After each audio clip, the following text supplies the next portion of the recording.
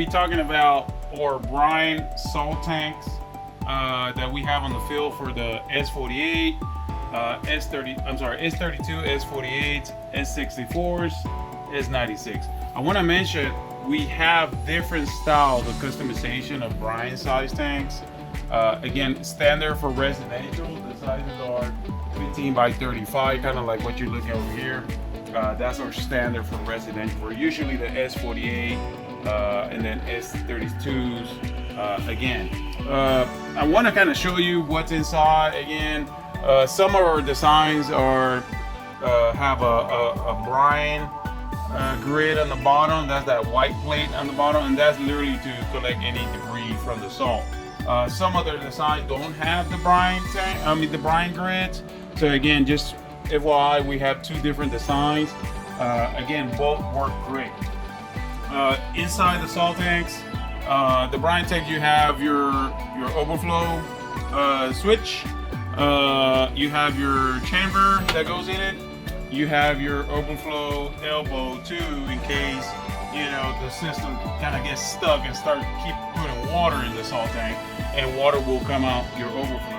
Just there's an emergency, and you'll see when it comes out, and there's something wrong. But again, the brine safety flow will actually shut down any water want to come out from here too.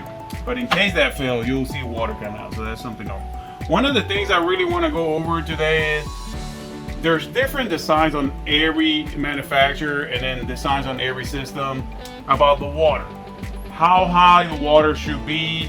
Is there supposed to be any water on the salt tanks? Again, on our design and on our branding, there's always should be water inside the salt tank. And the whole reason that there's water, when you put your bag of salt with the water, literally the system needs salty water in order to clean properly. That's all. Again, there's some design that they don't have water in the salt tank. Again, it does still put water, but it just does it on the last step. It just depends on the designs and the brand, right? But on our brand, there is water on their salt tank. Usually the water you're gonna see it about quarter.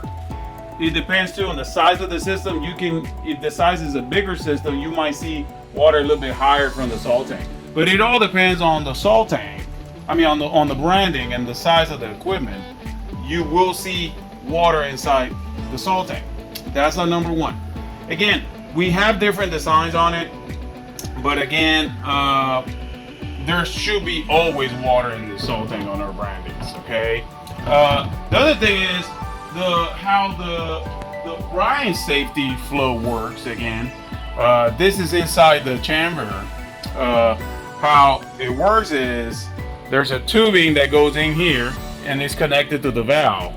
And then when it does its regeneration, when the salty water is inside and the bottom, it goes through the chamber. It sucks the salty water out when it cleans out, and then it starts doing the regeneration on the system. In case the valve gets stuck, to put water back on the salt tank, there's a brine float. That's the emergency shut off.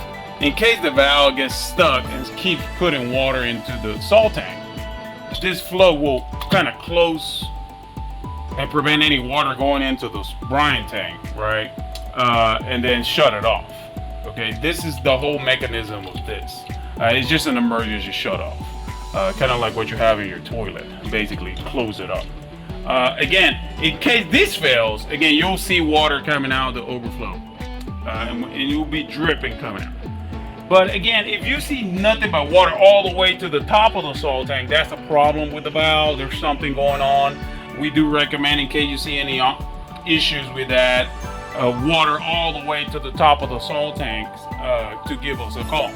346-405-0057, option 2 for service. Okay.